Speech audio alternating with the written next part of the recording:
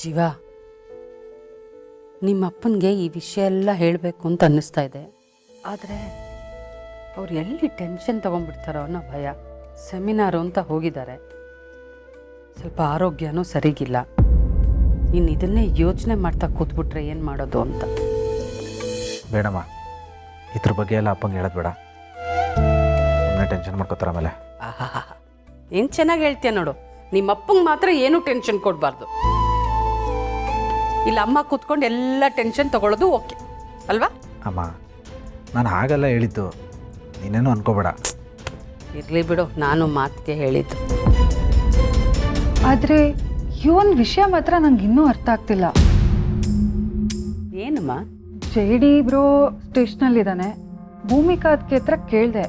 ಪೊಲೀಸರು ಎಷ್ಟೇ ವಿಚಾರಣೆ ಮಾಡಿದ್ರು ನಾನು ತಪ್ಪು ಮಾಡಿಲ್ಲ ಅಂತಾನೆ ಹೇಳ್ತಿದ್ದಾನಂತೆ. ನಿಜವಾಗ್ಲೂ ಈ ಕೆಲಸ ಅವ್ನು ಮಾಡಿಲ್ಲ ಅಂದರೆ ನಾವು ಅವನ ಬಗ್ಗೆ ತಪ್ಪು ತಿಳ್ಕೊಂಡಾಗಲ್ವಾ? ಮಹಿ, ನಾನು ಅವನಿಗೆ ವಾರ್ನಿಂಗ್ ಕೊಡೋದಕ್ಕೆ ಹೋಗಿದ್ದು ಈಗ ಮಾಡಿರೋ ತಪ್ಪಿಂದ ಅಲ್ಲ, ಅಥವಾ ಕೇಸಿಂದ ಅಲ್ಲ. ಇಷ್ಟು ವರ್ಷ ಅವನು ಮಾಡ್ಕೊಬಂದಲ್ಲ, ಅದಕ್ಕೆಲ್ಲ ಸೇರಿ ಅಕ್ಕ ಬಾವ ಮದುವೆ ಆದಾಗ್ಲಿಂದ ಅವನು ಏನೆಲ್ಲ ಮಾಡಿದ. ಅಕ್ಕನ್ನೇ ಸಾಯಿಸೋದು ಕೊಟ್ಟಿದ್ದ, ಮಕ್ಕಳನ್ನೂ ಸಾಯಿಸೋದು ಕೊಟ್ಟಿದ್ದ. ಕೊನೆಗೆ ಅಕ್ಕ ಬಾವನ್ನೇ ದೂರ ಮಾಡ್ದ. ಈಗ ಇತ್ತೀಚೆಗೆ ಮಿಂಚುನ ಕಿಡ್ನಾಪ್ ಮಾಡಿ ಚೈಲ್ಡ್ ಟ್ರಾಫಿಕಿಂಗ್ ಅವ್ರಿಗೆ ಕೊಡೋದಕ್ಕೆ ಹೋದ. ಅಕಸ್ಮಾತ್ ಹಾಗೇನಾದರೂ ಆಗಿದ್ದಿದ್ರೆ ಇವತ್ತು ಮಿಂಚು ನಮ್ಮ ಜೊತೆ ಇರ್ತಾನೆ ಇರಲಿಲ್ಲ. ಅದ್ರ ಬಗ್ಗೆ ಸ್ವಲ್ಪನಾದರೂ ಅಂದಾಜಿದೆಯಾ ನಿಮಗೆ? ಏನೋ ಅಕ್ಕ ಬಾವ ಸರಿಯಾದ ಟೈಮ್ಗೆ ಹೋಗಿದ್ದಕ್ಕಾಯ್ತು. ಮಿಂಚು ನಮ್ಮ ಜೊತೆ ಇದ್ದಾಳೆ. ಇಲ್ಲದೆ ಹೋಗಿದ್ದಿದ್ರೆ ಏನು ಬೇಕಾದರೂ ಆಗಿರೋದು.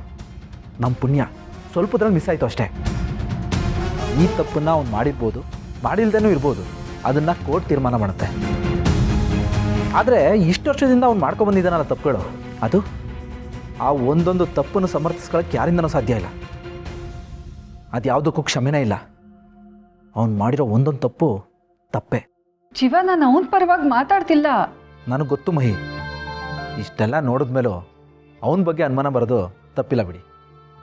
ಅವನು ಯಾರಿಗೆ ತಾನೇ ಒಳ್ಳೇದು ಮಾಡಿದ್ದಾನೆ? ಒಳ್ಳೆತನ ಅನ್ನೋದೇ ಇಲ್ಲ ಅವನಲ್ಲಿ. ಅಲ್ಲ ಮಹಿ, ಅವನು ತಾಯಿಗೆ ಒಳ್ಳೆ ಮಗ ಆಗಲಿಲ್ಲ, ಅಣ್ಣಂಗೆ ಒಳ್ಳೆ ತಮ್ಮ ಆಗಲಿಲ್ಲ, ತಂಗಿಗೆ ಒಳ್ಳೆ ಅಣ್ಣ ಆಗಲಿಲ್ಲ, ಕೊನೆಗೆ ಹೆಂಡತಿಗೆ ಒಳ್ಳೆ ಗಂಡನೂ ಆಗಲಿಲ್ಲ. ಅಂಥವ್ರ ಪರವಾಗಿ ಮಾತಾಡೋದಕ್ಕೆ ಬರಬೇಡ ಮಹಿ, ನನಗೆ ಸ್ವಲ್ಪನೂ ಇಷ್ಟ ಆಗಲ್ಲ. ಜೀವ ಬಾರೋ ಇಲ್ಲಿ.